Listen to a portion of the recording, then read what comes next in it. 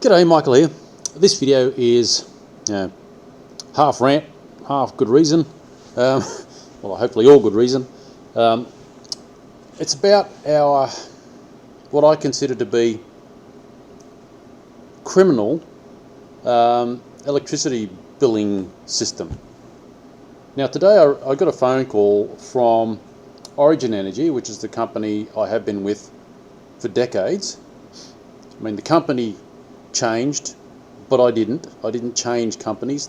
They changed out of their own accord, not my choice. In any case, so I've been a good loyal customer for decades, and this is the third time that this particular issue has come up. The reason why I got this phone call is, well, it's a couple of layers deep, so let me unfold this. In Australia here, we have some crazy situation where they can overinflate the electricity prices, and you can see here the workshop rate here is 40 point whatever. I think that's actually slightly lower than last year, funny enough, but yeah, it's about that. And domestically, or you can see it's about 32, 33 cents or whatever it was last year. But that's our current offer for this period ahead. And the reason why I got this phone call is because I decided to leave this company after the nonsense that's happening. Now I'll explain the complexity here. They charge an inflated price that they can give you a discount. So if you're a disadvantaged person, whether you're not maybe smart enough, or you've just got no time, you might be caring for someone, you might be going in and out of hospital, you might be busy taking kids to school, whatever it is that stops you from playing their game, leaves you at a disadvantage. They can charge you that inflated rate, and too bad for you. If you're savvy enough or capable or whatever means you can play their game, you can get their discount. But the discount is definitely only on inflated prices. Now, the reason why I moved to Red Energy this time is because I had enough of playing this game, and Red Energy said, well, you don't have to do this every time the billing cycle comes up. Okay, now with Origin Energy, it's there's a contract term, and at the end of that term you've got to renegotiate. Now they sent me a letter a couple of months ago to say, well, this is running out. I did try to contact them a couple of times, but their switchboard was busy. We're taking an extreme number of calls, you can call back later or whatever. I can't remember what the exact wording was, but thereabouts. So it was their company that stopped me renegotiating this, not me. So anyhow, at the end I got this bill, which has only got 20 days out of 90 at this undiscounted rate, or left at the overinflated rate, or however you want to look at it. So 20 days out of 90. So 70 days were charged at the discounted rate, and only 20 days at the undiscounted rate. And as you can see, the previous bill, which was for 17 kilowatt hours-ish a day, was $589, and the, let's call it 11 kilowatt hours, is charged at $532. So you can see with that, what's that, it's more than a third less power consumption. I pay nearly the same amount, and the discount is only 20 days out of 70. So you can see it actually makes a lot of difference. This bill should be, at least 30% cheaper than that bill, and it's not. Yeah.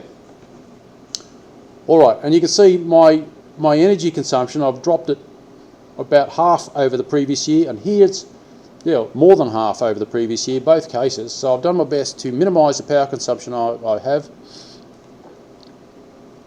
And when you consider this is after the time I connected a solar array on the roof, yeah, I've really done a lot to minimise energy consumption. I can't go much lower than 11 kilowatt hours a day for my factory. Most people are flat out doing that for their house. So, well, I had one guy joke, what do you use, candles there or something? And, it's basically as low as I can do this. All right, so they automatically charge you the highest rate. So if you haven't got the wherewithal or the ability or whatever you're disadvantaged financially as well as being disadvantaged by your circumstance. So that's where I find the first criminal element here. The second criminal element here is I've decided to go to Red Energy, and they had like a mandatory 10 days cooling off period in case I changed my mind, etc., which makes sense. Right, so they notified Origin Energy. That's why Origin Energy contacted me. So now we're back to the beginning where I started this video. And I'm waiting for another phone call from them because I asked them to give me a bit of time to think and cool off and make sense of all of this. But in any case, they offered me a discount and $100 per bill to, as a sweetener to keep me here. But if I persist and go with Red Energy, they'll be charging me not only the higher rate for this patch that's already happened, but for the balance also of the 90 days following this billing cycle, I'll be paying the higher rate. So that will probably cost maybe $500 more if I leave to go to Red Energy. So what it amounts to is a $500 exit fee for me going to another company. It's not what it's called because they're just not discounted for me. So their game means they've got a backhanded way of making an exit fee if you choose to leave the company. Yeah, so that's the second criminal element. It's not called an exit fee, and so the regulators can't do anything about it. I spoke to the Ombudsman today. They can't do a thing about it because you're operating within the law. So I suggest to you, share the hell out of this video. May even make your own, who cares, but get this information out. Get it in front of politicians. Be squeaky wheels. If you're in Australia, you will be probably in this kind of condition if you're dealing with the bills. Maybe you don't even know you've got the ability to negotiate a better deal with the company you're with. So this is information for you. Play their game, get ahead. This can really work to your advantage if you play their game. In any case, we need to change this game so it doesn't happen. What should be happening is they should be publishing, their service fee and the power charges as an open pricing structure, so you can make a logical decision which company you're with and whether you want to go to this company or that company, just like if you were going to buy a pair of shoes or a car. You ask the company what it costs, if you're prepared to pay something for that product. If what you're prepared to pay is what they're asking for the product, happy days, everyone's happy, there's free exchange. And with supply and demand, you get a natural fact that if something is overpriced and a competitor is lower, obviously you'll choose the one that suits you better. If there's way too much supply, it drives the price down. If there's way too much demand, it drives the price up so the service gets filled. So every product comes to a kind of equilibrium based on what the market needs. If the market doesn't need a product, there's no profit in it, it goes down to a level where there's only enough players in there to keep that game rolling, sort of thing. So supply and demand is a very beautiful, natural way of controlling this. Any market, any whether it be a good or a service, it's the way to go. This is not free market. This is smoke and mirrors, conjuring up illusions and things that makes it impossible for